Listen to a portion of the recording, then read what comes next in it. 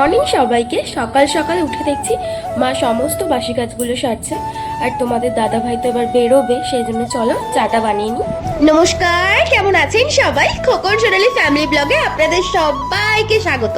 তো আজকে তোমাদের দাদা ভাই প্রথমবার গাড়ি নিয়ে বেরোবে, কারণ আজকে থেকে ওর কাজ স্টার্ট হয়ে গেছে। তো সেই জন্য ভাবলাম যে সকাল সকাল একটু চা বানিয়ে দিই, কারণ চাপের মধ্যে তো বাসি কাজ সারতে সারতে আর টিফিনটা করা হয়নি। তো সেই জন্য একটু লিকার চাই করে দিচ্ছি। সকাল সকাল আর দুধ চা দেবো না, কারণ দুধ চা তো শরীরের জন্য খুব ক্ষতি। তো সেই জন্য আর দিলাম না, আর গাড়ি নিয়েও বেরোবে সকাল সকাল, তো সেই জন্যে চলো চাটা আমার রেডি হয়ে গেছে।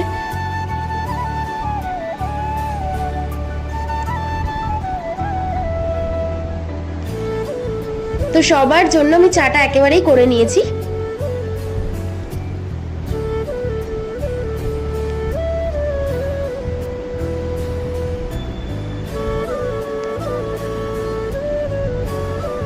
আর তোমরা আমার আগের কোনো ভিডিও দেখলে বুঝতে পারবে তোমাদের দাদা ভাই দুধ চা খেতে তো ভালোবাসে, কিন্তু তার থেকেও বেশি ভালোবাসে হচ্ছে লিকার চা। আর সকাল সকাল খালি পেটে দুধ চাটা না দেওয়াই ভালো।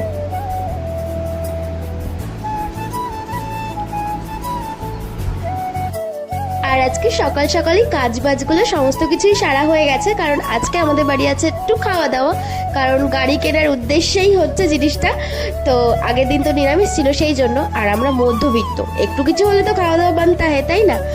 মানে ব্যাপারটা হচ্ছে আমার বাবার কথা, যে যদি হই সুজন তেঁতুল পাতায় নজন, কি ঠিক না?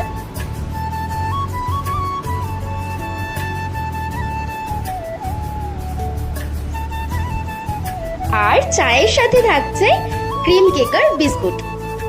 কার কার ভাল লাগে বলো তো? এই কম্বিনেশনটা দারুণ না? তো তোমাদের দাদা ভাইয়ের চাটা আমি আলাদা নিয়ে নিচ্ছি। আর সকাল সকাল তো আমি টিফিন করতে পারিনি, সেই জন্য বিস্কিটটা একটু বেশিই দেবো, 4টে দিয়েছি। তো চলো তোমাদের দাদা ভাইকে দিয়ে দিই। এদিকে মাকেও আমি চাটা দিয়ে দিলাম, আর ভাইকেও দিয়ে দিয়েছি। আর সাথে তোমাদের দাদা ভাইকে একটা জলের বোতল দিয়ে দিলাম, কারণ রাস্তাঘাটে তো বুঝতেই পারছো। তো ও এখন বেরোচ্ছে। একটা কথা কি, নিজের কাজ হলে না, মানে নিজের গাড়ি, ওর যখন ইচ্ছে বেরোবে, যখন ইচ্ছে আসবে। অন্যের কাজ হলে সেই জিনিসটা হয় না, এটা ওর মর্জি মতনও করতে পারবে।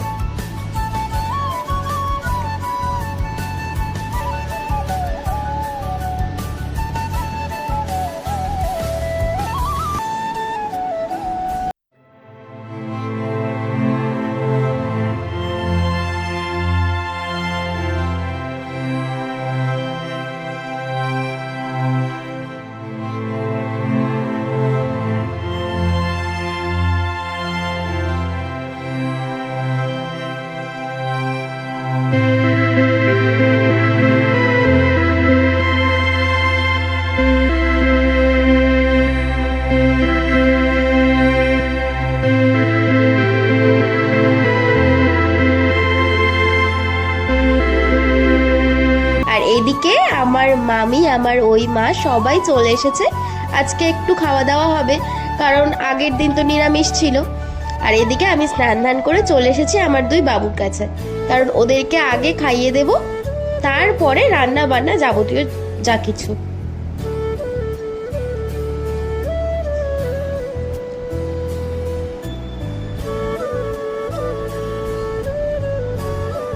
তো আমার বাবুদের স্নান করিয়ে দেখো দুটো নতুন জামা পরিয়ে দিয়েছি, মানে প্রথম দিনে আমার বাবুকে যে জামাটা পরিয়েছিলাম সেটাই।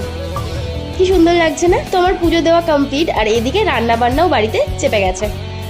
তো এটা আমার বড় মামি, সবাই জানো আমার বড় মামি এখন রান্না করতে বসেছে। তো মাছ ভাজা হচ্ছে। তো আজকে আমি রান্নার ডিপার্টমেন্টে একদম নেই, এদিকে আমি চলে এসেছি কারণ আমার শরীরটা খারাপ। আর দেখো বর্তমান সমাজ, এখন ওরা হচ্ছে মানে ফোন আর ফোন, আর কি বলবো, এইটুকুনি পুচকে তা ফোনের সব বোঝে আর কি। তো সেটা একটু ভিডিও করলাম আর কি।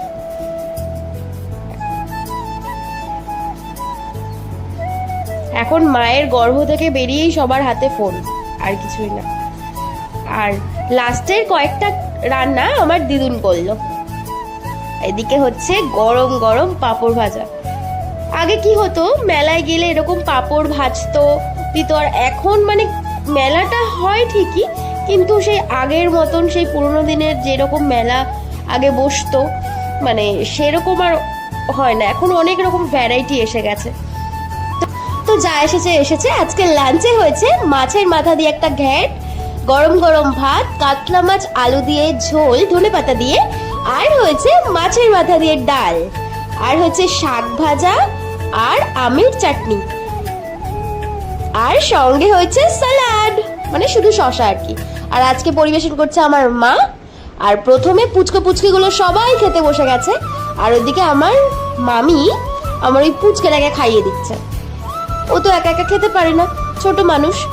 আর এদিকে বাবা, ভাই, দুই বাবা, তোমাদের দাদা ভাই সবাই খেতে বসে গেছে। আর মামারা তো আজকে একটু দেরি হবে আসতে। আর এদিকে দেখো জামাইয়ের পাতে কত বড় মাছের মাথা। তো জামাই খাক। তো আজকের ভিডিওটা এই পর্যন্তই, দেখা হচ্ছে নেক্সট ব্লগে। বাই, সবাই সুস্থ থেকো।